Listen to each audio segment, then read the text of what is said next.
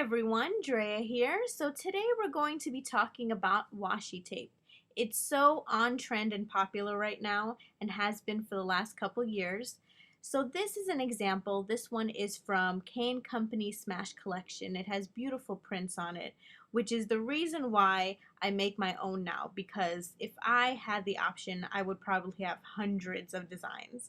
So these are just some of the supplies that I've taken out that I usually use when I make them.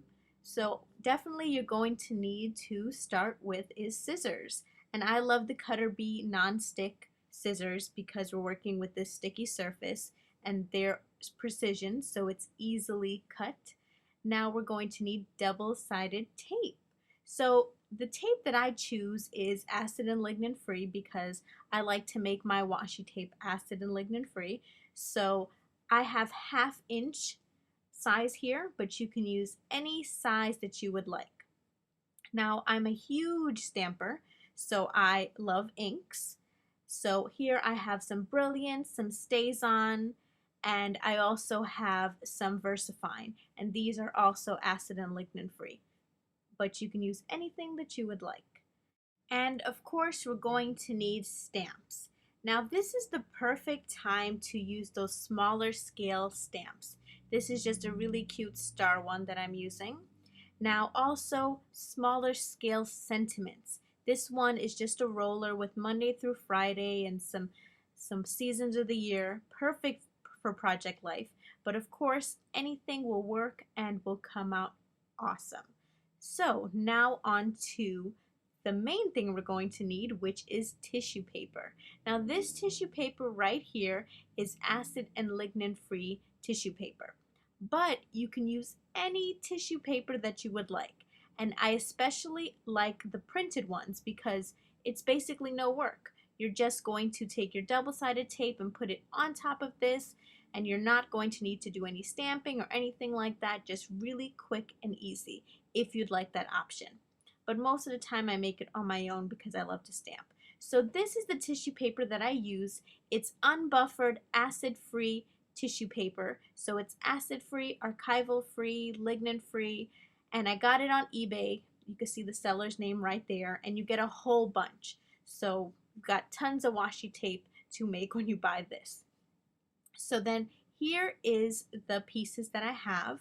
What I'm going to do is grab my double-sided tape to place right on top of this. You can flatten it out a bit, but you don't really have to do that. I usually just, when I cut it, I just gauge exactly how I want to use it. I'm just using the grid mat here, but it's not going to be perfect anyway. So I'm just going to place it right on top of that tissue paper. And after I place it on top, I'm just going to flatten it. So you're going to barely see the wrinkles in the tissue paper anyway, so you don't really have to worry about that. Now I'm just going to trim around that double-sided tape all around, and it doesn't have to be perfect because a little bit of extra paper will help you grip to remove that bottom layer anyway. So after I have everything cut out, what I'm going to do is just grab a page protector. Now that page protector is going to protect the surface when I'm inking, and then I can also see my grid mat here. So it's an option to use when you are stamping. So here I'm just going to grab my stamp. I'm also going to need ink. So I'm going to grab my Brilliance ink here. Brilliance ink takes a little bit longer to dry, but I'm just going to use an example real quick. So this is what I'm going to do. Start at the end, and sometimes what I like to do is stamp off to the edge because it really does give it a little bit nice of interest. So I'm just stamping in the middle sometimes. I'm going to stamp at the edge, just all over. So here I'm just going to continue stamping. And that is it. We're all done. Super, super easy. Here are just some examples that I have that I usually just keep. When I make it, I make a whole bunch of different prints and I keep it. This is just a red polka dot. And I have this really cute triangle one here and a nice light blue. This little chicken wire hexagon one that I made.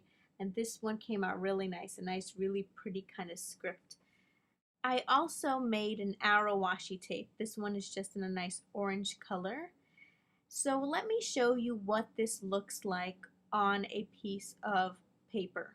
So here I have just this little card here. I'm going to tear the washi tape, and that's the thing about washi tape. It has a really nice torn look to it. Now I'm just going to take the backing off of this. Sometimes it really does get tricky. So sometimes when you have that overlap of paper, it really does help you. So let me see if I can, okay, here we go. Now I'm just going to pull it off here and put it right on the paper. Now you see it's a little bit transparent. Really, really nice. So stick it down here and there we go. Let me do one more. This one is just this kind of gray hexagon. Let me see if I can take this one out easier. Let me see. Here we go. So I'm going to just place this right on the paper here. And that is it. So this is how the washi tape looks on the paper. Really nice. What I do like to do is keep those white washi tape strips right next to my other homemade washi tape, so whenever I need a specific color, I can stamp really quick and it'll be great on my project. So thank you so much for watching. I hope you enjoyed, and I will see you guys in the next video. Bye bye.